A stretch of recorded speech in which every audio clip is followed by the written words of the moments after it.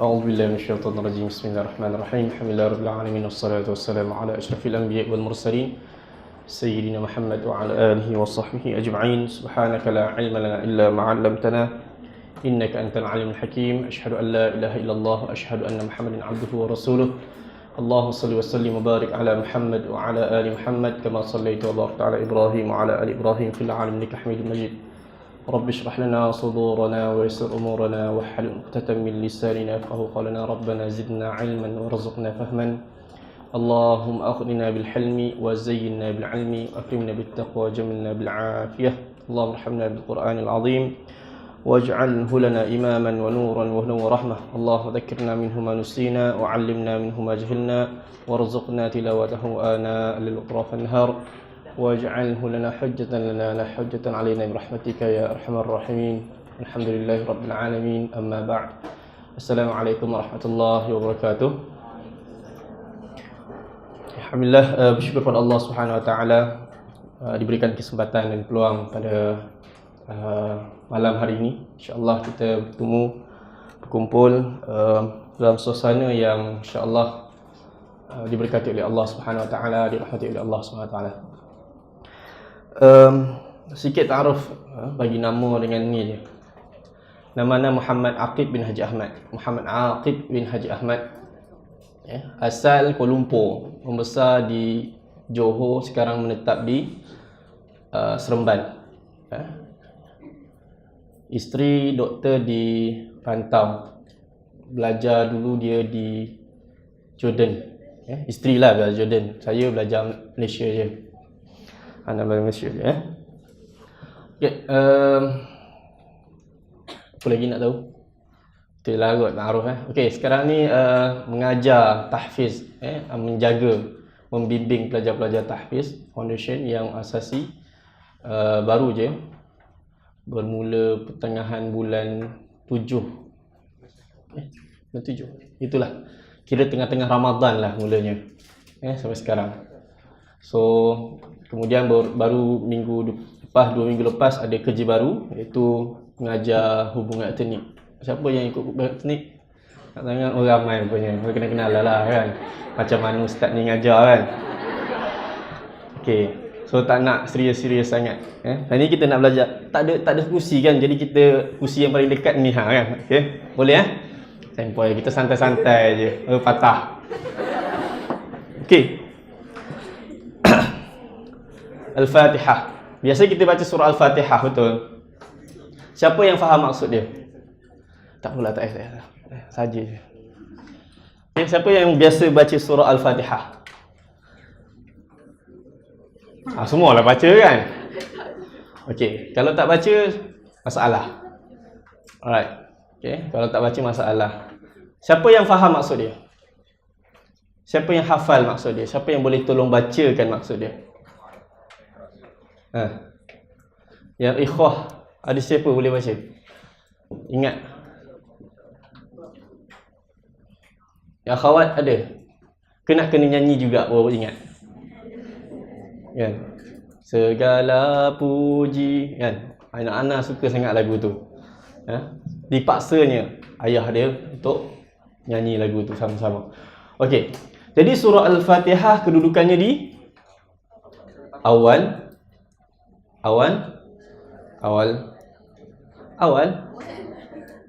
Al-Quran. Tetapi Al-Quran tidak diturunkan di awal-awal penurunan Al-Quran. Dia di awal Al-Quran tetapi tidak diturunkan di awal-awal Al-Quran. Bila masanya anda tak ingat. Okay? Dan Al-Fatihah salah satu surah yang diletakkan nama Al-Fatihah tetapi tidak ada perkataan Al-Fatihah di dalamnya. Okay, satu lagi surah yang tidak ada kena mengena nama surah dengan perkataan dalamnya. Surah apa? Satu surah lagi. Satu Al-Fatihah, satu lagi adalah Al-Ikhlas. Kan? Okay, so dua surah ni adalah surah yang penting, surah yang istimewa. Kenapa dinamakan surah Al-Fatihah? Selain daripada diletakkan di awal Al-Quran. Surah-surah yang pertama di Al-Quran. Ada siapa pernah baca surah tafsir? Angkat tangan. Atau pernah dengar Biasa rujukan tafsir apa? Ibn Katsir, Syekh Qutb. Tafsir tu Ustaz, yang terjemahan tu je, kan? Alright. Okay. Kita baca surah Al-Fatihah, dengar. A'udzu billahi minasy syaithanir rajim. Bismillahirrahmanirrahim. Alhamdulillahi rabbil alamin. Ar-Rahmanir Rahim. Maliki yaumiddin. Iyyaka na'budu wa iyyaka nasta'in. Ihdinas siratal mustaqim. Siratal ladzina an'amta 'alaihim ghairil maghdubi 'alaihim waladdallin.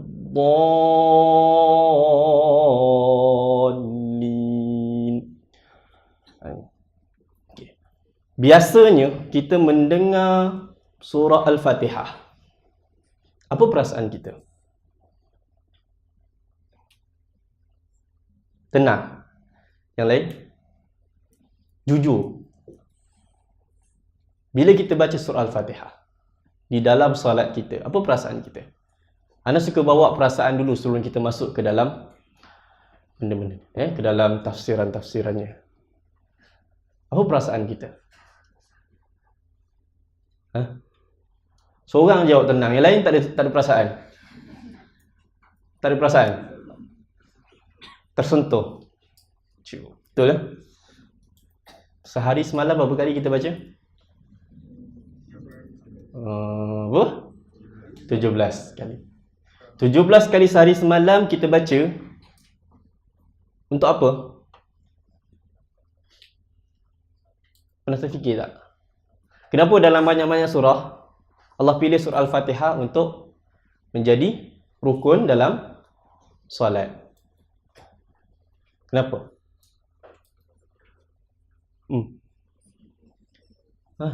Anak biasalah, anak yang dah tahu cara anak tak suka satu hala, nak dua hala. Okey. Kenapa? Abang macam nak jawab? Hantarlah pandang orang lain pula. Rumusan dalam intipati Al-Quran itu terdapat dalam surah Al-Fatihah. Rumusan intipati. Okey, boleh terima. Lagi? Doa. Lagi? Yang lain? Tak tahu? Baca hari-hari 17 kali semalam tak tahu benda dapat. Kongsi je, bukan nak tak ada yang salah, tak ada yang betul. Tak ada salah. Semua betul. Salah, tak ada yang betul lah. Semua betul. Akhwat, ada siapa-siapa nak berkongsi? Apa yang anda rasa dan kenapa? Okey, kita mulakan dengan Bismillahirrahmanirrahim. Okey, dengan nama Allah yang Maha Pemurah lagi Maha Penyayang. Ya. Dalam setiap perkara, dalam setiap aktiviti, dalam setiap apa pun yang kita nak buat, apa yang kita baca? Bismillahirrahmanirrahim. Kan? Ini adalah kalimah mukjizat. Istilah mukjizat. Memang Quran bermukjizat. Mukjizat dalam bentuk apa? Dalam bentuk melemahkan perasaan kita. Ini istilah melemahkan perasaan. Sebab apa? Sebab Bismillah, dengan nama Allah. Siapa itu Allah? Maka di situ kita akan berfikir, siapa dia Allah? Siapa kita? Kenapa kita mulakan sesuatu dengan nama Allah?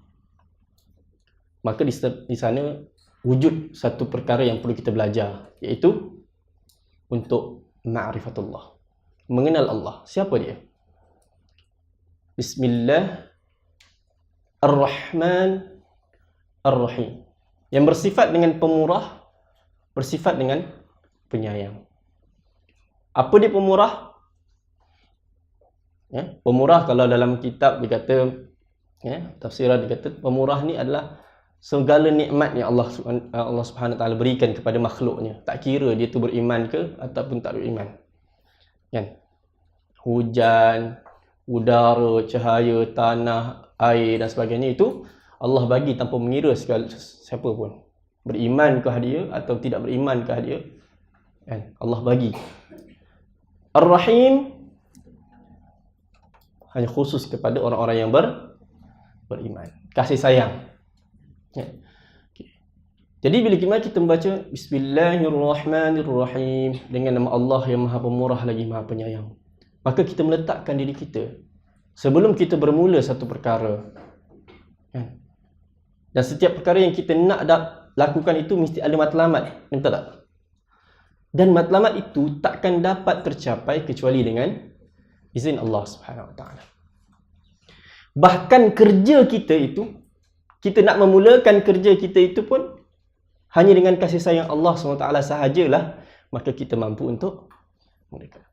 Kita nak belajar, Bismillah. Sebab apa? Yang memberikan ilmu itu pada kita siapa? Allah. Hebat macam mana pun ustaz yang kat depan, hebat macam mana pun pensyarah yang duduk kat depan tu, guna teknologi ke, tak guna teknologi ke, tapi Allah SWT tidak memberikan rahmat kasih sayangnya, maka kita takkan dapat. Kita nak makan, Bismillahirrahmanirrahim, kan?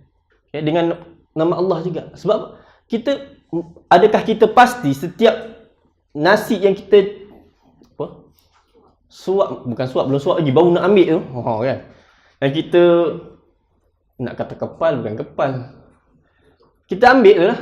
Yang kita gitu-gitu tu, kan kita ambil lauk, ambil nasi, kita gaul-gaul, belum tentu lagi masuk kat mulut kita kecuali dengan izin Allah. Maka di sini meletakkan bahawa sebenarnya kita ni adalah manusia yang sangat-sangat lemah, yang kerana tanpa kasih sayang Allah, maka kita takkan dapat dan takkan mampu untuk melakukan apa yang hendak kita buat. Bismillahirrahmanirrahim.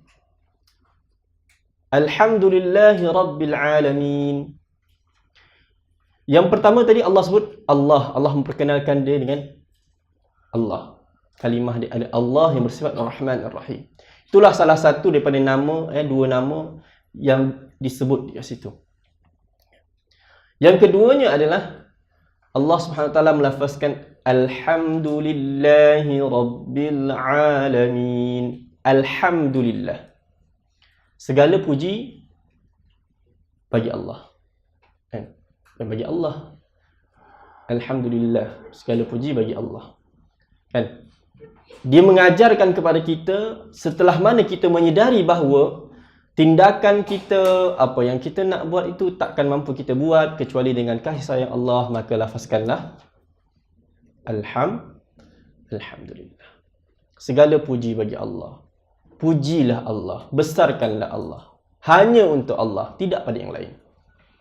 Alhamdulillah. Pujian itu hanyalah milik Allah. Bukan milik manusia, bukan milik kita, bukan milik sesiapa, tapi milik Allah. Kan? Dan di sana Allah sebut satu lagi konsep yang kita perlu kenal dalam ma'rifatullah, apa dia? Rabbil Alamin. Tuhan semesta alam. Kan? Okey. Satu Allah. Di sana wujudnya uluhiyah.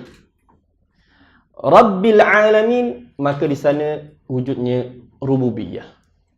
Menuntut kepada kita untuk mengenal, memahami apa dia, siapa dia Allah Subhanahu Wa Taala.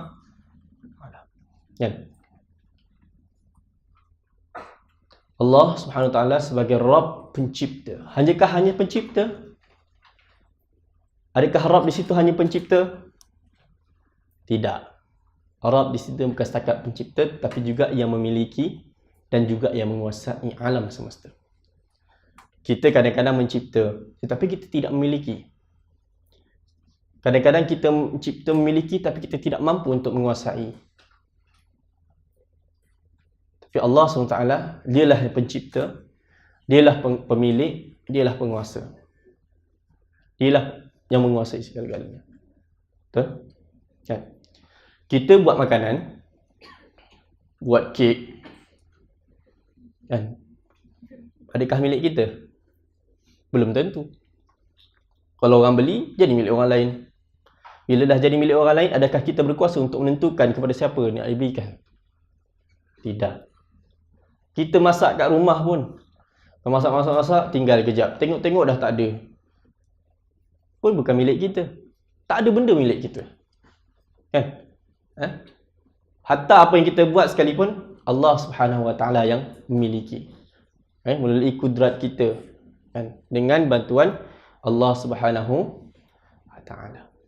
Kan? Alhamdulillahi Rabbil Alamin.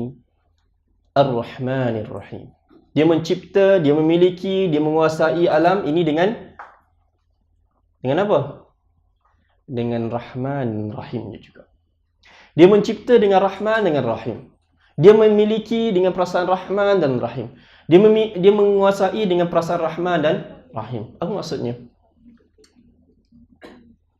Pentadbiran yang Allah laksanakan di atas muka bumi adalah dengan kasih sayang dia. Dia buat apa yang dia buat, cipta ini adalah kerana kasih sayang dia kepada makhluk dia. Terutama sekali adalah kepada manusia. Kan? Allah sebut dalam dalam ayat-ayat lain, Allah sebut apa? Alladhi khalaqa walladhi ja'ala lakumul arda. Ada surah Al-Baqarah tu, dah terabur dah. Kan? Alladhi ja'ala lakumul arda was samaa'a binaa'a. Kan? Walladhi ja'alakum ma fil ardi jami'a. Allah sebut benda tu semua, kan? Allah cipta alam ini adalah untuk siapa? Untuk manusia. Dengan kasih sayang Allah. Kan? Bukti kasih sayang Allah kita tengok dari segi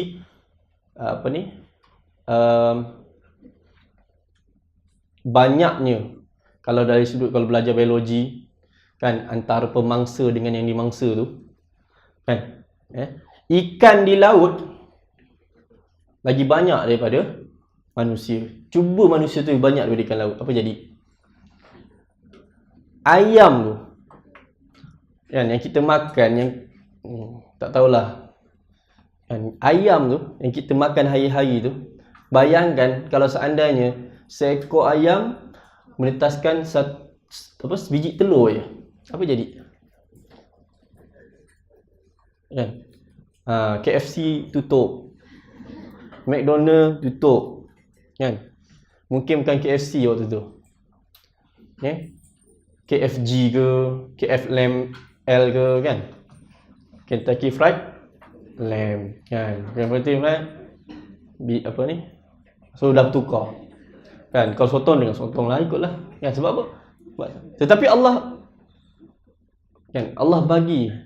Dan makanan yang paling kita suka itulah yang paling banyak Allah bagi pada kita. Betul tak? Jadi kita tengok makanan lah, kan? Ramai paling kita makan ayam, kan? Siapa suka makan kambing? Siapa? Sikit je, kan? Tengok kambing dengan ayam mana lebih banyak? Ayam lebih banyak, kan? Lembu pun sama juga, kan? So kasih sayang Allah, Allah takbir. Itu baru sudut makanan. Penciptaan siang dan malam Allah cipta. Siang untuk apa? Bekerja. Malam untuk apa? Berehat. Cuba tukar terbalik, apa jadi? Apa jadi? Boleh tak? Besok you all akan masuk ke dalam alam inilah, kan? Siapa yang dah jadi houseman belum, kan? Saya suami doktor ketika dia houseman. Kahwin dengan dia, dengan isteri saya waktu dia houseman tahun akhir. Tahun akhir, dah tahun kedua lah, dah nak ujung-ujung kahwin. Waktu oops. Bang, marah ke? Ni.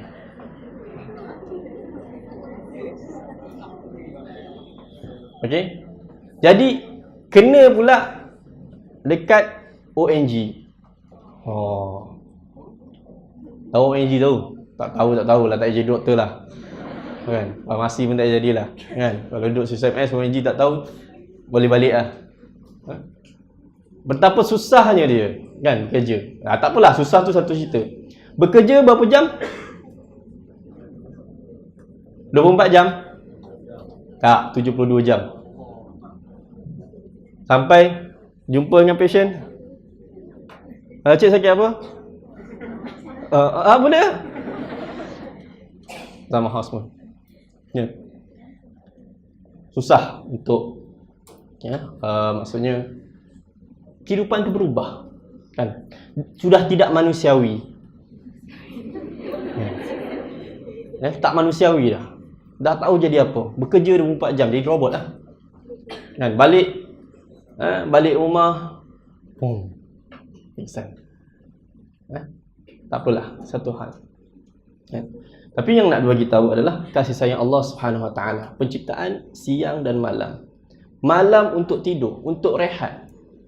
Kalau nak buat program pun sikit-sikit. Pagi silakanlah, bekerjalah. Kan, tetapi Allah bagi juga rehat-rehat yang tertentu. Kan? Sebagai seorang Muslim, kan, kita kena bersyukur bila Allah Subhanahu Wa Taala memerintahkan kepada kita solat 5 kali sehari semalam. Kerana apa? Kerana pentadbiran itu kalau kita lihat subuh. Lepas subuh kita memang boleh bekerja. Kan? Daripada pukul, katakanlah kalau kita terpaksa kerja pukul 7 sampai pukul 12, pukul 1. Okey lagi. Sampai pukul 1 tu dah gini dah. Jadi kita kena rehat. Macam mana pun kita kena berehat. Kan? Dan rehatnya seorang mukmin itu dengan apa? Dengan solat. Kan? Sebab apa? Sebab di dalamnya kita membaca surah Al-Fatihah. Kenapa? Yang kita belajar hari ini. Kenapa? Kenapa 17 kali sehari semalam? Kenapa Allah letak subuh masa sekian, zuhur masa sekian? Antara zuhur dengan asar tu berapa jam? 3 jam, 4 jam lah lebih kurang. Kan? Asar dengan maghrib berapa jam? 2 jam, 3 jam. Tak jauh beza. Maghrib isyak pun tak lama.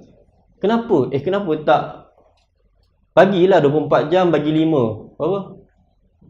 Kan? 5 jam sekali solat boleh lah kan? Sepatutnya macam tu kan?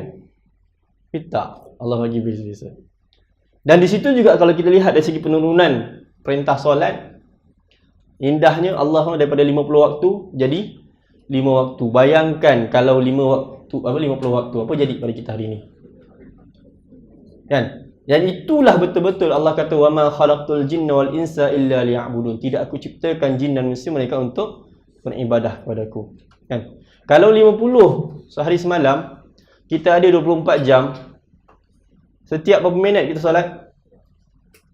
Setiap lebih kurang 20 hingga 25 minit. Kita akan solat. Ambil masa azan 5 minit.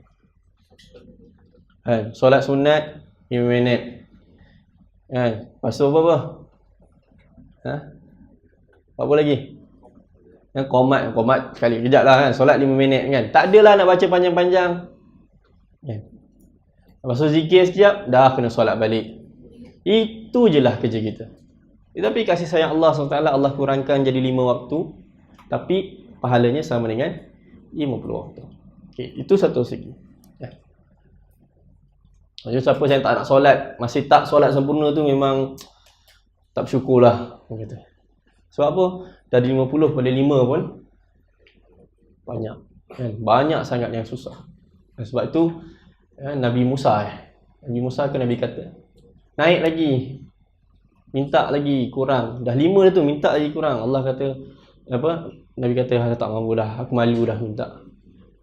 Kan? Akhirnya Nabi betul hari ini. Kan? Tetapi sebenarnya solat adalah untuk kekuatan kita. Kan kekuatan itu lahir daripada mana? Antaranya daripada surah Al-Fatihah. Bismillahirrahmanirrahim. Alhamdulillahirabbil alamin. Ar-Rahmanir-Rahim. Itu segala yang ada di situ adalah sumber kekuatan kita. Kan? Kita kalau menghadapi masalah, kepada siapa kita nak meminta? Mestilah pada orang yang berkuasa. Kan yang mampu dan confirm mampu membantu kita. Tak ada duit. Kan? Tak ada duit, kepada siapa kita minta? Sebelum pada Allah tu. Allah, kalau pada Allah tu jawapan formal. Informal. Pada siapa kita minta dulu? Telefon mak, telefon ayah. Sebab apa? Confirm mak ayah ada duit. Kena confirm dia akan bagi. Cuma minta dekat kawan. Kau ada duit? Belum tentu dapat. Kan? Tetapi Allah sebagai pencipta, penguasa, pemilik, kan? Dia yang memiliki diri kita, bukan setakat pilih kita, tapi Rabbil Alamin, pemilik seluruh alam. Kan? Yang besar ni, ya, yang kita lihat betapa kerdilnya diri kita. Sebab tu kita kena lihat tadabbur alam. Kan? Kita kena pergi tengok langit, kan? Pergi tengok bintang, pantai, gunung ganang, pergi. Untuk apa? Untuk melihat kebesaran Allah Subhanahu Wa Taala dan merasakan bahawa diri kita teramat sangat lemah dan hina. Maka bila kita merasakan hal ini, maka kita akan kembali kepada Allah Subhanahu Wa Taala. Ya? Jadi Allah mengajarkan kepada kita tentang aspek tawakal kita kepada Allah. Kepada siapa kita nak berserah. Dia kenalkan diri dia kepada kita. Kan? Dengan dua benda cukup. Kan? Ringkas. Alhamdulillahi Rabbil Alamin Ar-Rahman Ar-Rahim. Dia pemilik penguasa yang memerintah dengan Rahman Ar-Rahim. Kita nak jumpa orang, kan? Hari tu kelas Hungat teknik kan itu. Tanya dia orang, macam mana perasaan bila nampak saya? Garang. Kan? Saya tengok garang. Suka ke pensyarah yang garang? Tak ada seorang pun suka. Kita suka siapa? Pensyarah yang baik, pensyarah yang pemurah. Kan? Sebab apa? Sebab mudah untuk kita bekerjasama. Maka Allah SWT memperkenalkan kita dengan diri dia yang dengan sifat Rahman Rahim supaya apa? Supaya mudah untuk kita berurusan dengan dia. Dan tak ada rasa takut nak minta, ya Allah, ya aku banyak dosa, tak jadilah minta. Tak, minta pada Allah. Sebab tak ada tempat lain untuk kita minta kecuali kepada Allah. Maliki yaumiddin. Tetapi kita kena ingat, di dalam Allah SWT memperkenalkan dia dengan sifat Rahman, Rahim di situ, maka diingatkan juga bahawa dia jugalah pemilik hari kebangkitan. Maliki yaumiddin. Kerana apa? Kerana kebiasaannya orang kita kalau dah dibagi jaminan baik, kan? Pensyarah ni baik, pensyarah ni pemurah, maka dia buat apa? Dia pun naik tocang dia kan, menjadi gah. Dia pun jadi apa?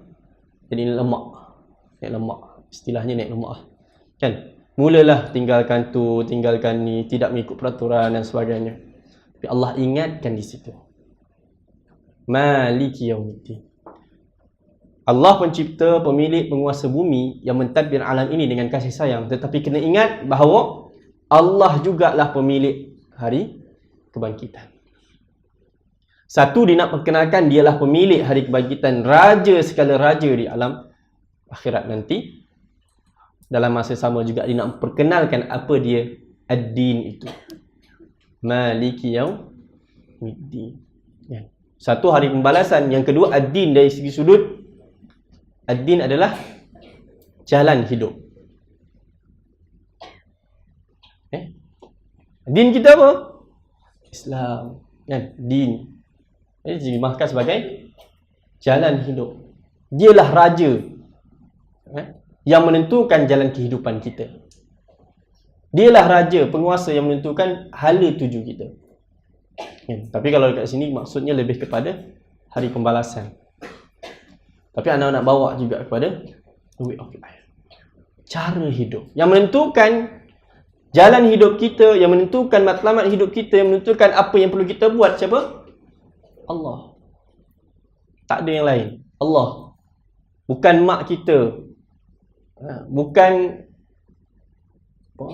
pensyarah kita. Kalau besok dah berkahwin, bukan suami. Suami bukan isteri yang pun. Siapa? Allah. Bukan keluarga kita. Tapi siapa? Allah. Bukan masyarakat. Allah. Iyyaka na'budu wa iyyaka nasta'in. Hanya kepadamu ya Allah kami menyembah. Na'bud. Wa iyyaka nasta'in, hanya kepadamu ya Allah kami. Baik. Suasananya dah berubah. Bahagian pertama ayat ini, surah ini, Allah Subhanahu Wa Taala menceritakan tentang perihal diri dia. Siapa dia? Dia mengajar kepada manusia. Siapa diri dia? Kan? Cuma benda ni tak habis kat sini. Kita kena sambung belajar apa dia Allah dalam kuliah Ma'rifatullah, mengenal Allah. Penting tak? Penting, kerana itu adalah iman. Rukun iman yang pertama apa? Beriman kepada Allah. Beriman kepada Allah maksudnya apa? Mempercayai dengan yakin, dengan ada bukti, tanpa ragu-ragu bahawa Allah SWT sebagai Rabb dan Ilah. Sekarang kalau anda tanya, apa bukti Allah SWT ada? Boleh jawab? Kalau ada yang bukan Islam sini? Tak ada tiba-tiba kawan-kawan kita tanya, apa bukti kau punya Tuhan ada? Nak jawab apa? Nak jawab apa? Boleh tak jawab? Agak-agak. Ya ikhwah, boleh jawab tak? Ada hujah tak? Aku tak yakin Allah ada. Tak nampak pun. Yang penting hidup kita ni hati kena baik. Kan tak beriman tak apa, hati baik. Ramai je Jepun, tengok Jepun tak beriman tapi baik. Lebih disiplin daripada kita. Kan kata pukul 8 dah tercegat. Allahu Akbar. Siapa yang terasa tu kan, minggu depan datang awal lagi ya. Ana pelik juga kenapa akhwat boleh datang awal, ikhwah lambat. Bila nak jumpa tadi kata 3 orang. 3 orang. Minggu depan datang cepat ikhwah. Solat kat sini tak apa. Kan ataupun kan solat dekat surau dekat mana-mana lepas tu speed kat sini. Pukul 8. Macam mana pun pukul 8 kena dekat sini. Yang bukan maksud kan. Ni siapa? Sebab apa? Antara perkara penting adalah amanah, disiplin, berjanji. Okey, balik. Jadi kita kata Allah, orang kata cukup hati baik, tak perlu Allah. So kita nak jawab apa? Sebab itu rukun iman kan kena belajar. Sebab itu awal-awal Allah sebut Bismillahirrahmanirrahim, Alhamdulillahirabbil alamin, Ar-Rahmanir-Rahim, Maliki Yaumiddin. Ini perkara pertama yang Allah kenalkan supaya kita kenal dia. Tapi cukup tak kita nak menerangkan kepada orang bahawa apa yang ada pada hari ini, hujan, air, tanah dan sebagainya adalah daripada Allah. Kalau orang belajar sains, hujan tu dia ada sistem putaran dia. Tahu tak? Okay. Angin tu kenapa dia bergerak ke sini? Sebab dia ada zarah-zarahnya. Kan? So kita nak jawab depan macam mana? So iman itu mesti ada yakin dengan bukti. Tak boleh cakap aku percaya je. Tak boleh taklid. Kan? Tidak boleh mengikut saja. Ustaz tu kata tu aku ingat. Tak boleh. Tapi mesti dengan bukti. Kan? Tak apalah. So lepas ni mungkin pihak penganjur boleh susun ni elok bincang. Tajuk ni tak apa lepas ni tu. Supaya tidak berulang tajuk-tajuknya. Supaya ada peningkatan dalam satu kuliah. Tidak benda yang bersepah-sepah, betul tak? Kejap tajuk ni. Yang tapi kita nak membina fikiran yang akhirnya menuju keimanan kepada Allah Subhanahu Wa Taala dengan yakin. Kemudian Allah sambung ayat seterusnya, Iyyaka na'budu wa iyyaka nasta'in. Di situ Allah mula mengajar manusia hakikat apa yang perlu kita buat setelah mana kita mengenal dia sebagai Rabb, sebagai Ilah, sebagai Malik Yaumiddin. Maka Allah sebut Iyyaka na'budu wa iyyaka nasta'in. Ajar pada kita. Kan? Sepatutnya Allah kata qul, katakanlah Iyyaka na'budu wa iyyaka nasta'in. Kan? Sebab yang nak kata siapa? Kita. Bukan Allah yang nak kata. Betul tak? Siapa yang kata iyyaka na'budu tu? Kita lah. Tapi Allah tak sebut qul. Sebab apa? Sebab nak segera kita cepat-cepat beribadah kepada dia. Supaya kita nak terus menuju Allah SWT tanpa perantara. Hanya kepadamu ya Allah kami menyembah. Tak ada yang lain. Sembahan kita apa? Macam mana bentuk sembahan?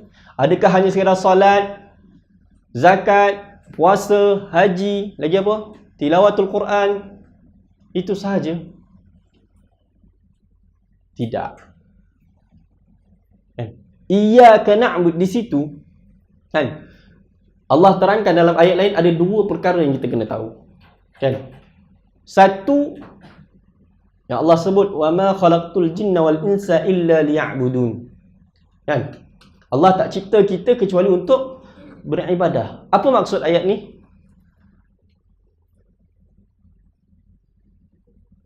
Kalau anda kata tak ada yang handsome melainkan apa nama akhi? Zafran. Tak ada yang paling handsome di dalam dewan ini kecuali Zafran. Maka apalah. Betul tak? Tapi kalau anda kata Zafran handsome, maka yang lain pun tidak dinafikan kehandsomannya juga. Bolehlah masuk dalam carta lelaki paling handsome di dewan ini. Tapi kalau anda kata hanya Zafran sahaja, tidak ada yang handsome melainkan Zafran, maka ternafilah sekali. Maka bila Allah kata wa ma khalaqtul jinna wal insa illa liya'budun, maka maksudnya kita tak boleh buat kerja lain kecuali apa? Ibadah pada Allah. Habis yang pergi padang tu apa? Yang main, yang kita duduk apa? Buat apa sekarang ni? Kita buat apa sekarang ni? Buat apa?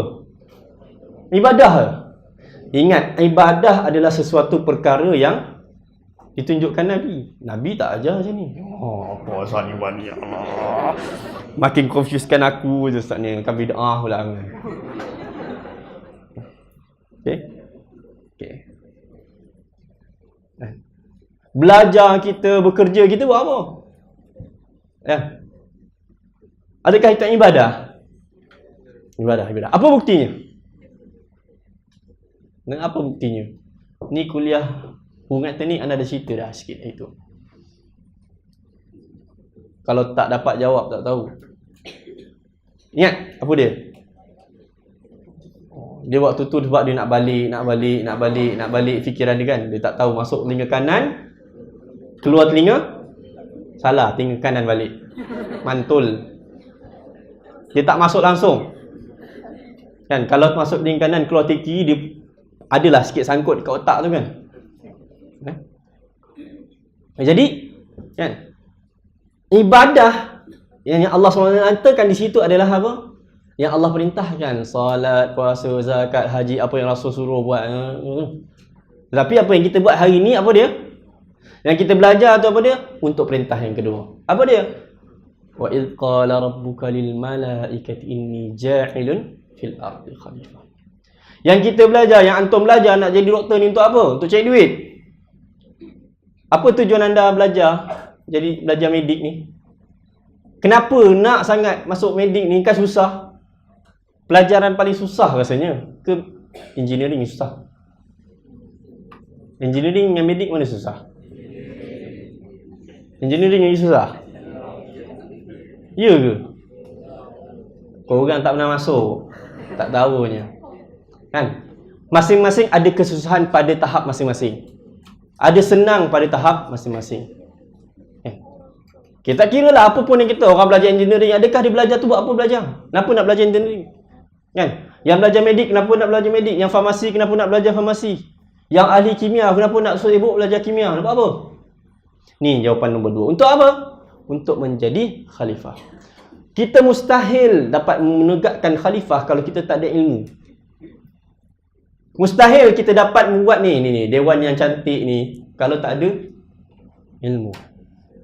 So ketika mana kita nak mentadbir alam, nak mengembalikan manusia kepada keimanan pada Allah, maka kita perlukan teknologi, kita perlukan ilmu-ilmu yang lain. Maka jika kita belajar kerana ini, matlamat kita belajar jadi doktor, ni nak betulkan mindset doktor ni. Kan? Anda belajar bukan sebab nak duit, bukan nak glamour. Ada doktor lepas ni. Doktor Zafran, doktor siapa lagi? Doktor lah. Siapa-siapa doktor kan. Lepas tu pula jadi pakar, glamour. Gaji paling hebat yang anda pernah dengar. Sebulan doktor berapa? 200,000.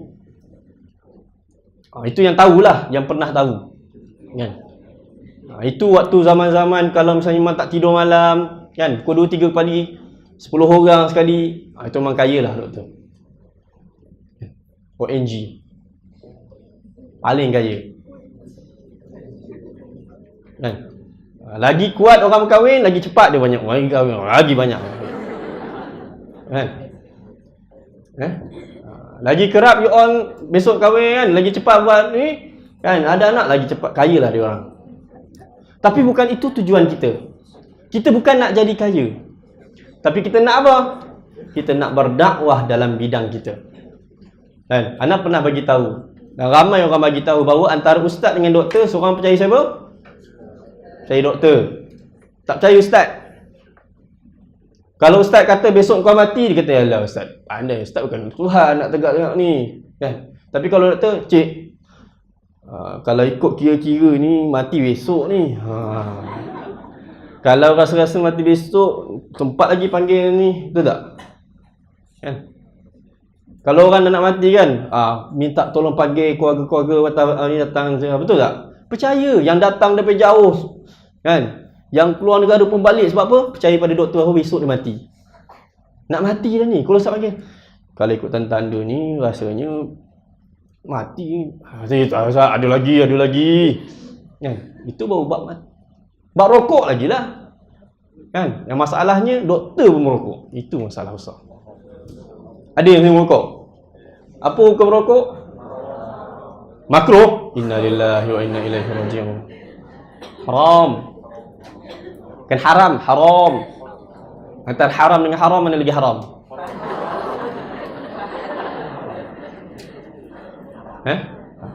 So, jadi iyyaka na'budu. Hanya kepadamu ya Allah kami menyembah. So, ibadah kita, solat, puasa, zakat kita dah confirm kerana Allah. Tetapi yang lain daripada itu, kan? Yang bekerja, yang belajar, yang main bola, yang masak, apa lagi? Yang berniaga, yang pergi buat program pagi tadi, tak apa-apa tu ke depan tu, anak pun tak tahu. Kan? Tak pergi singgah tengok Al-Balik lah kata. Kan? Apa kita buat apa tu? Untuk dapat sijil. Budak ni waktu belajar dulu dia aktif, besok boleh kerja. Itu ke? Tak.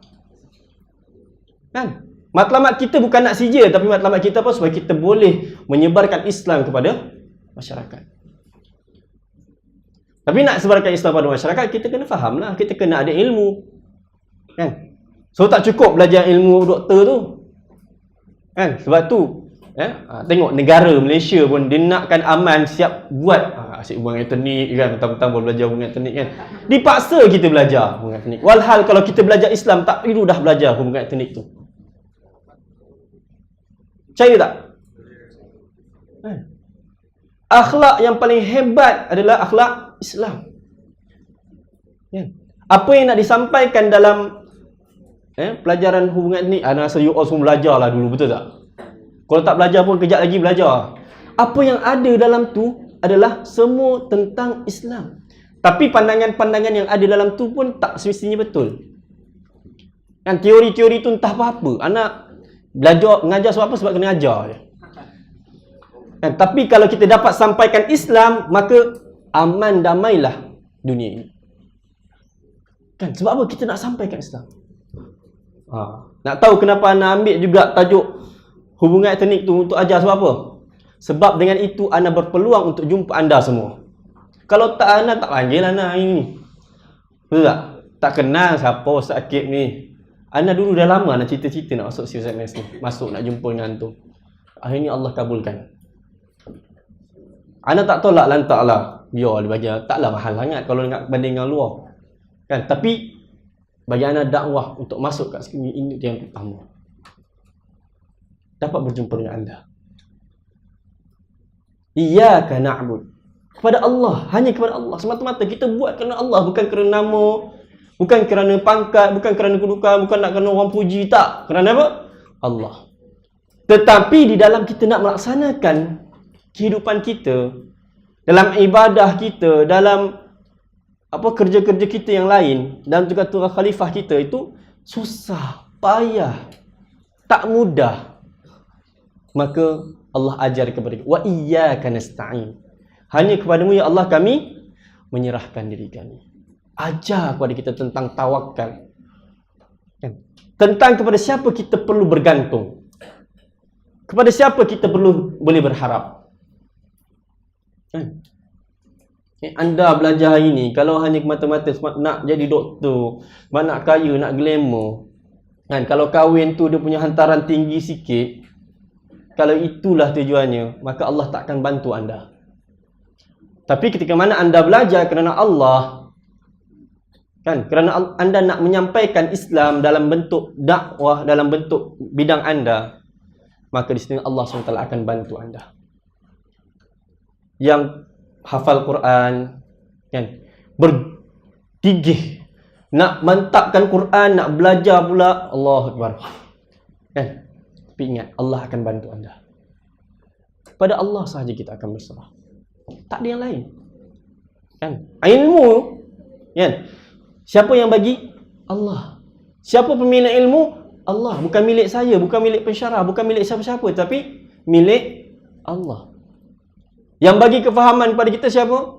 Allah. Kita. Sebab itu kita doa. Anak kata, kita doa, ya hari kita doa. Faham tak faham? Sebab itu doa biar faham. Dalam bahasa Melayu itu lagi utama banding doa bahasa Arab. Kalau tak faham, buat apa?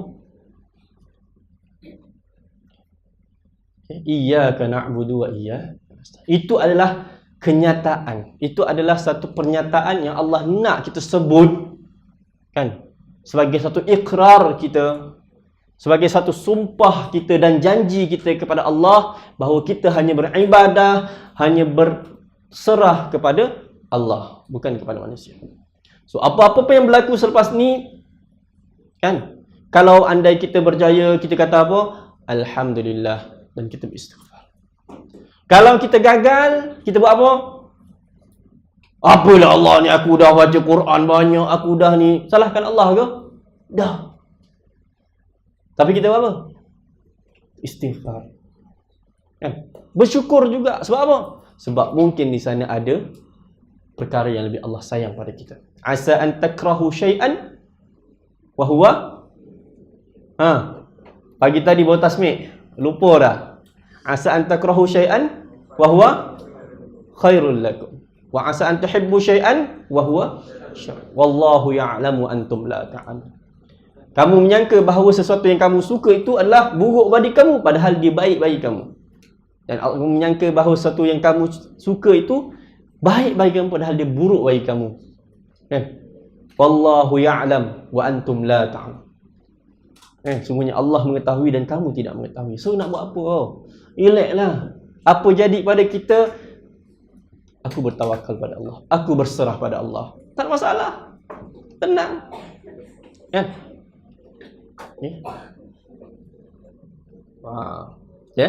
Ini jangan risau-risau. Yang penting kita taat pada Allah, laksanakan segala perintah Allah, dan juga tinggal segala larangan Allah. Syukur kepada Allah SWT. Besok satu hari nanti buat tajuk syukur. Apa dia syukur? Hakikat syukur. Yang kita kata Alhamdulillahi Rabbil Alamin, itu apa dia? Kemudian Allah sambung. Lama lagi 10 minit. Iyyaka na'budu wa iyyaka nasta'in ihdinas siratal mustaqim. So selepas pernyataan kita kepada Allah, kenyataan ikrar kita, Allah ajar kepada kita apa yang nak kita doakan, apa yang nak kita minta. Allah suruh kita minta apa? Ihdinas siratal mustaqim. Tunjukkan kami jalan yang lurus. Ini yang perlu kita minta. Perkara pertama yang kita kena minta, apa dia? Minta Allah tunjuk jalan-jalan yang lurus. Jalan apa?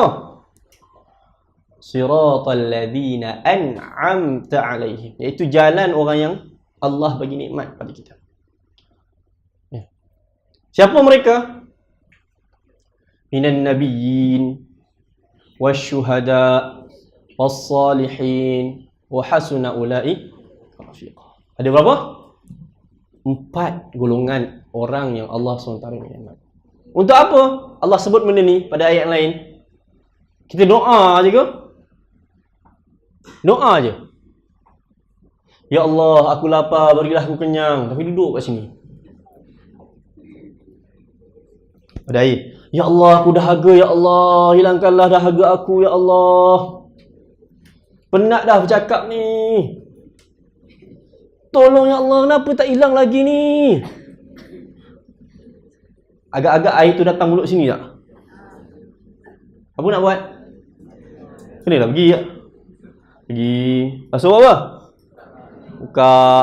Kan? Basuh apa? Bismillah. Kan? Tu baru masuk. Kan? Alhamdulillah, lega. Tapi belum tentu. Kot nanti belum terjatuh kan, air keluar. Ya, belum tentu. Tapi Allah dah bagi selamat. Nampak tak? Nampak kan air tadi masuk kan? Yang depan lah, yang belakang tak nampak. Ya. So minta mesti dengan usaha. Bukan minta je, bukan doa je. Tapi iyyaka na'bud itu ihdinas siratal mustaqim. Allah kita tak tahu siapa dia. Allah terangkan. Alladhi an'amta alaihim. Siapa mereka? Minan nabiyyin. Maksudnya apa? Kita contohilah kehidupan para nabi. Apa kehidupan para nabi? Apa kehidupan para nabi yang paling kita nampak? Sekali apa dia? Apa dia? Berdakwah. Maksudnya apa? Kalau nak duduk kat dalam golongan orang yang duduk an'amta alaihim, perkara pertama yang kita kena buat apa dia?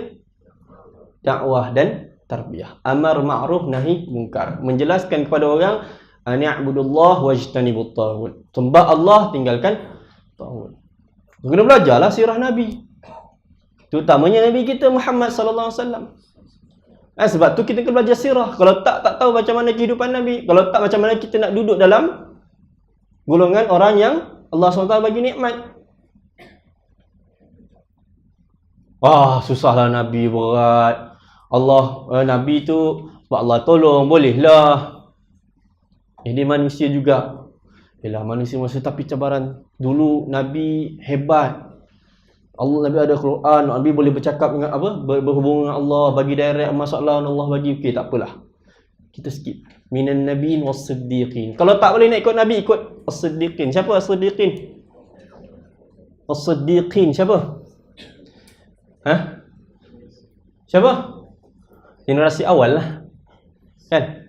Para sahabat. 60 orang yang masuk syurga. 60? 10 orang, 60 lah. 10 orang dijamin masuk syurga tu. Dan ada salah seorang nama As-Siddiq. Tu tengok contoh As-Siddiq itu.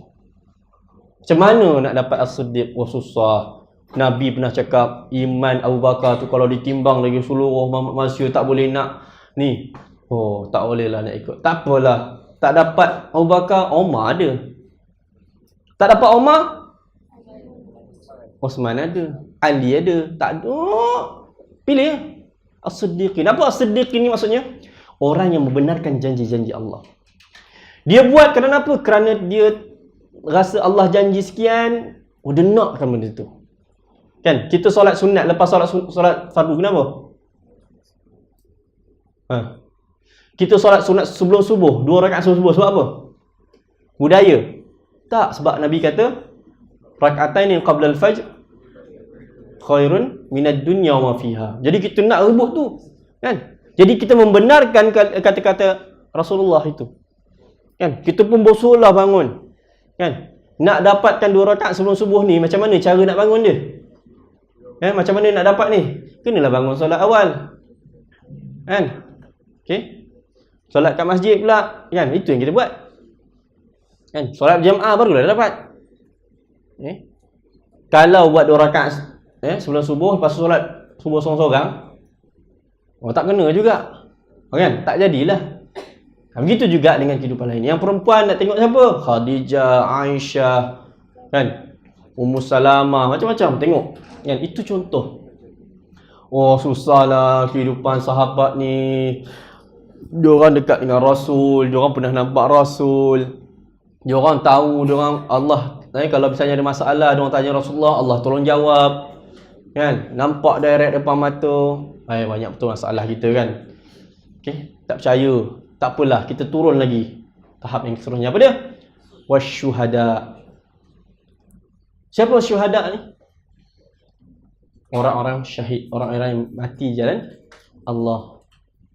Sama je sebenarnya dengan orang-orang yang membenarkan janji Allah tu. Kan? Nah, contoh syahid paling dekat dengan kita siapa? Yang glamour sekarang ni. Kan? Muhammad Ammar. Yang paling dekat baru ni Ustaz Lutfi. Kan? Tapi kita tak kenal sangat. Sebab tu parti politik, orang nampak politik dia kan. Tak apalah tak nampak kan. Mungkin sebagai rujukan kita orang muda. Itu Ustaz dah tua. Tak apalah kan. Kalau kita tak boleh nak jadikan dia sebagai pun, kita pun tak kenal. Tak ada orang tulis lagi kehidupan sejarah dia. Okey, Ammar bukan dah buat. So macam mana kehidupan Ammar? Kita belajarlah. Kita contohi dia. Kan? Bukan setakat Ammar, banyak lagi sana orang-orang yang meninggal jalan Allah. Bukan dalam medan perang, tetapi dalam medan jihad yang kehidupan yang ada pada hari ini. Dengan dakwahnya, dengan tarbiyahnya, macam mana mereka istiqamah di dalam perjalanan ini. Kan? InsyaAllah antum daripada rumah tadi kalau jalan datang, meninggal dunia dengan insyaAllah syahid. Cuma Allah alam orang kenal lantar ni hebat tak hebat. Kan? Kalau tak hebat pun Allah tahu dia ni jalan dalam tujuan untuk belajar agama. Sebab itu kita kena sentiasa tajdid iman kita, memperbaiki iman kita, memperbaiki niat kita. Untuk apa? Sikit lagi boleh. Ana ni kalau dapat mikrofon dia susah berhenti. Paling kurang 1,5 jam. Allahu akbar. Boleh. Tahu sikit lagi. Jadi minan nabiyyin wasiddiqin wasyuhada wassalihin. Ada 5 satu lagi as-salihin, iaitu orang-orang sah. Tak boleh nak syahada ni, Allah susahnya nak dapat syahada ni. Okey, orang soleh. Apa masalah orang soleh? Siapa orang soleh? Asyuhada ni dah confirm mati kan? Tu tengok orang yang dah mati. As-salihin adalah orang-orang yang masih hidup. Tengok siapa? Nak kena sebut ke? Tak payah pandai-pandailah cari ni. Siapa tengok nampak orang ni soleh kita ikut cara dia. Kan? Ikut cara. Doktor yang soleh, siapa doktor yang soleh? Bukan doktor nama soleh. Doktor yang kita nampak kesolehannya, ibadahnya, kerja dia, amanah dia. Kan? Ni, abang senior kita soleh, abang ni tak. Ikut dia. Kembang ni dah sikit. Allahu akbar. Right? So, as-salihin. Tak boleh juga nak jadi soleh. Kadang-kadang Allah susahnya nak soleh ni. Soleh, manjang. Kadang-kadang banyak buat dosa. Tak boleh juga nak buat apa? Wa hasuna ulaika rafiqa. Paling kurang pun kalau ada kebaikan-kebaikan, orang buat baik, pergilah rapat. Kan? Kalau tak boleh nak menganjurkan kesolehan, kan? Kalau tak boleh nak menganjurkan kesolehan, nak suruh orang buat soleh, kita kena buat apa? Ada orang buat soleh, kita ikut. Ada peluang nak buat soleh, kita ikut. Kan? Wa hasuna ulaika rafiqa. Menjadikan perkara-perkara kebaikan itu sebagai teman rafiq. Rafiq ni sentiasa ada baik tak pergi. Tapi kadang-kadang bila tak ada kebaikan tu, dia pun melencur jadi benda tak baik. Kan? Tu ramai orang macam itulah sekarang ni. Kan? Yang tak boleh nak jadikan, sebab itu kita kena duduk dalam bi'ah yang salihah. Kan? Suasana yang baik, kawan yang baik. Supaya apa? Supaya kita menjadi orang soleh ni, kebaikan-kebaikan ni sentiasa bersama kita. Jadi bila baik tu bersama kita, susah kita nak buat jahat. Tapi bila tak ada kebaikan, melencong semua. Kan? Sebab itu kena menjadikan, itulah golongan yang paling akhir. Kalau yang ni pun tak boleh buat, masuklah golongan seterusnya. Apa dia? Apa dia? Ghairil maghdubi alaihim waladdallin. Iaitu golongan orang-orang yang kamu murkai dan golongan. Siapa orang yang dimurkai ni? Yahudi dan Yahudi dan Nasara. Kan? Ada orang kata Nasara tu yang di al-maghdub, waladdallin itulah yang disesatkan. Kan? Tak kira lah siapa pun mereka, yang penting bukan Islam. Kan? Kehidupan yang bukan dilandaskan dengan landasan Islam. Kan? Kehidupan yang didandaskan atas dasar barat, contohnya pakaian. Ni, contoh bagaimana kita berpakaian pada hari ini. Kita pakai atas dasar apa? Allah. Kan, yang pakai baju cantik-cantik ini ni, kan? Pakai sebab apa? Sebab nak Allah kata ke nak dengar orang kata? Ha? Allah kata kan? Isya ni pakai baju handsome sikit lah. Nanti orang kata apa pula? Orang kata apa pula? Masalah. Kan? Mak ayah kita nak buat kenduri kahwin, apa 10,000? Orang sebelah 20,000, kita kurang-kurang 30,000. Itu sebab apa? Nak berlawan. Itu bukan kita. Kan? Kita nak buat apa-apa, kita kena apa? Apa Allah kata. Allah redha ataupun tak. Kita pakai lawa-lawa macam ni, Allah redha ataupun tak. Kita pakai yang tudung. Yang pakai tudung macam ni, Allah redha ataupun tidak. Lelaki pakai baju macam ni, kasut macam ni, slipper macam ni, Allah redha ke tak? Kan? Jangan kata yang penting tutup aurat. Tidak. Bukan sekadar menutup aurat, tetapi juga di sana ada perkara-perkara lain. Kan? Iaitu libasut taqwa. Pakaian takwa. Pakaian takwa ni apa? Pakaian yang menghalang kita daripada buat maksiat, dan bukan setakat kita tapi orang lain juga buat maksiat. Kan? Pakai handsome-handsome, lain daripada orang lain, orang tengok, "Oh, handsome-nya. Weh, calon suami ni." Habis. Kalau dalam hati tu ada kat situ, habis. Perempuan pakai, kalau pakai ni kan, biarlah, nanti korang puji sikit kan. Kalau ada niat itu habis. Pakaian kita jangan sampai menjadi fitnah kepada orang lain. Fitnah apa? Fitnah agama. Kan? Orang lelaki tengok baik solehah pula. Soleh semuanya. Sekali tengok perempuan, Allahu Akbar. Dah gugur sedikit iman. Kan? Masalah. Yang perempuan tengok lelaki, Allah handsome-nya, gugur iman. Masalah handsome dia tu. Kan? Sebab apa dah pakai handsome sangat? So pakai pakaian yang sekadarnya. Maksudnya ikut suasana. Kan? Jangan terlalu over. Kan? Ikut suasana. Kalau semua orang pakai gelap, kan? Jangan dia seorang-seorang pakai cerah, maka dia menjadi orang yang jahat. Kalau orang pakai cerah, dia seorang pakai gelap. Tak boleh juga. Kan? Orang semua color apa ni? Color apa? Color matching atas bawah. Dia tiba-tiba color block. Kan? Tahu tak boleh juga. Lelaki kena faham. Perempuan pun kena. Macam tu. Itu benda yang simple. Kan? Ya. Sebab kita bukan nak orang kata. Kan? So, kena jaga-jaga. Terutamanya wanita. Kenapa? Kenapa banyak wanita asyik? Kalau kita tengok kat Facebook tu asyik kena hentam perempuan je, betul tak? Sebab apa? Berbahagialah anda ketika mana anda dihentam begitu. Banyak diberi tazkirah begitu. Kenapa? Kerana itulah nasihat-nasihat. Biarlah orang kata nasihat dalam bentuk perli ke apa ke, tapi kena ingat, Nabi pernah kata bahawa yang paling ramai dekat dalam neraka siapa? Orang perempuan lah. Sebab apa? Sebab memang hakikatnya orang perempuan lebih ramai daripada lelaki. Tengok, ni pun dah 2/3. Tahu tak? Okay? So yang ada ni, biar jaga jangan masuk dalam golongan-golongan orang yang masukkan neraka juga. Okay? So kita nak ajak ada orang supaya masuk syurga. Okay? Nabi yang siddiqun wa syuhada. Okay. Cukup sekadar itu untuk tafsirannya. Namun begitu, ni yang hujung yang paling penting dalam bidang anda. Anda bukan dalam bidang tafsir, tapi anda dalam bidang qiraat, bidang bacaan Quran. Kita baca fahamlah macam mana pun kita hebat orang ceramah apa semua, kan?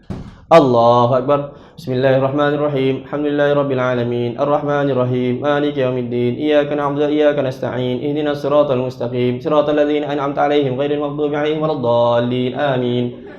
Agak-agak yang anda syarah 1 jam tadi tu, sejam lebih kurang lah. Sejam tadi tu masuk tak? Rasa tak? Rasa? Baca macam tadi tu, yang anda suruh rasa keimanan, rasa tu, rasa tak? Tak rasa. Sebab apa? Sebab tak ada kesan. Kaedah baca salah. Kan Allah suruh baca, Nabi Allah sebut dalam wahyu yang kedua, betul tak? Wahyu yang kedua Allah kata apa? Ya ayyuhal muzammil qumil laila illa qalila nisfahu aw inqus minhu qalila aw zid alaihi warattilil qur'ana. Bangun tu satu hal. Ana tak nak cerita pasal bangun tu, tapi Allah nak sebut warattilil qur'ana tartila. Baca Quran dengan tartil. Allah sebut warattil. Allah tahu iqra'ul qur'ana tartila. Allah tahu utlul Quran tartila. Allah tak tukar, tapi Allah kata warattil Qur'ana tartila. Dua kali Allah sebut perkataan tartil. Nak menunjukkan apa dia? Tak apa? Sebab pentingnya benda tu. Kenapa Allah sambung sebab tu? Inna sanulqi alaika qawlan thaqila. Sesungguhnya kami nak bagi kamu, menyampaikan kepada kamu, apa dia? Qawlan thaqila, perkataan yang berat. Berat macam mana? Hatta bila diturunkan kepada batu, batu kata apa? Takut pecah. Lau kana, apa ayat tu? Lau anzalna hadzal qur'ana ala jabalin la ra'aitahu khashi'an mutasaddian min khasyatillah. So baca Quran tu kena tartil. Sebab apa? Sebab dalam bacaan yang tartil itu dia memberi kekuatan pada kita. Kan? Baca Quran dengan tartil. Sebab tu kena belajar Quran. Bukan asal boleh baca, tapi kena sebutan yang betul, kena tajwidnya yang betul, kena lagunya yang betul. Kan? Kalau setakat lagu je betul tapi makhraj salah, kalau tajwid yang salah, kan? Alhamdulillahi rabbil alamin Ar-Rahmanir Rahim Maliki Yaumiddin. Lagu Melayu. Iyyaka na'budu wa iyyaka nasta'in. Ada tak? Ada orang baca macam tu. Bismillahirrahmanirrahim. Lagilah. Yang kita suka macam mana? Macam Syekh Musyari, betul tak? Romidi, Sudais, yang ada zuk. Bila dia baca tu rasa seronok. Macam kita menyanyi lah. Macam kita menyanyi. Suka menyanyi tak? Siapa penyanyi kat sini? Semua menyanyi. Terutamanya kalau lelaki kat bilik air. Betul tak? Zaman dulu-dulu waktu sekolah mesti ada buat juga. Kan? Contoh kan nyanyi. Nak nyanyi sikit, nak bagi sikit. Ya, contoh. Nyanyi Sesungguhnya aku kutip semua permata di dasar lautan. Sesungguhnya. Okey tak? Boleh Okay. Macam tak ikhlas je. Betul tak? Tak ikhlas. Sebab apa? Ni menyanyi ke menjerit? Kan? Tapi kalau kita nak nyanyi lagu tu, mestilah macam mana dibacakan, macam mana dinyanyikan. Kena ikut raihan lah. Kan? Sesungguhnya walau ku kutip. Kena gitu je dia dengan badan-badan. Barulah betul. Barulah feelnya. Itu pun kena betul gayanya. Kalau tak betul, apa dia buat? So boleh faham? Ada dua perkara. Satu, faham apa yang nak disampaikan dalam Al-Quran. Yang kedua adalah kena tahu kaedah membaca dengan betul supaya antara makna bacaan dengan apa yang kita lafazkan ada kena dalam hati. Sebab Allah sebut innamal mu'minuna alladhi idza dzukirallah wajilat qulubuhum wa idza tuliyat alaihim ayatuhu zadatuhum imana wa ala rabbihim. Apa maksud dia? Sesungguhnya orang-orang yang beriman dan yakin itu, apabila disebutkan nama Allah, maka akan gemetarlah hatinya. Allah. Ada getaran tak? Allahu Akbar. Ada getaran tak? Tak ada kan? Tapi kalau kita sebut nama orang yang kita suka, kan? Contoh, nama isteri nama Fadilah, kan? Tapi bukanlah orang kita cinta dulu kan, kahwin pun dah lepas kahwin baru nak cinta, kan? Kalau kita suka pada orang, sebutkan nama, katakanlah siapa siapa Kau keluarkan seorang kan, kau kata itulah cintanya kan. Okeylah, adalah seorang tu. Ya, bila sebutkan dia akan ada getaran dalam hati. Kenapa? Kerana cinta. Kenapa? Kerana rindu. Kenapa? Kerana hati kita hidup. Tapi kalau kita sebut nama Allah, hati kita tak ada getaran, maksudnya apa? Hati kita mati, kita tak ada cinta pada Allah, maka habislah. Maka cara untuk hidupkan balik apa dia? Istighfar.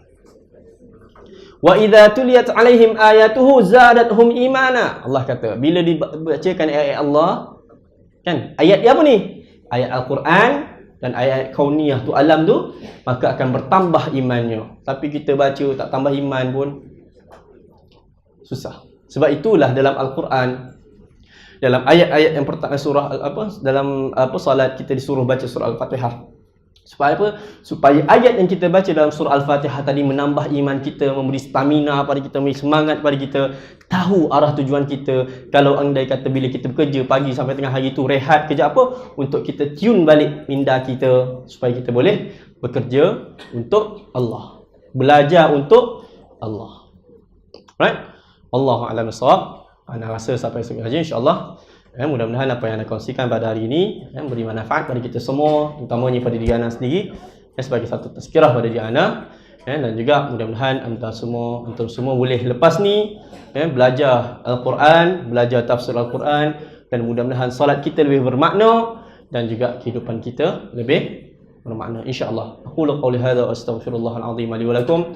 Assalamualaikum warahmatullahi wabarakatuh.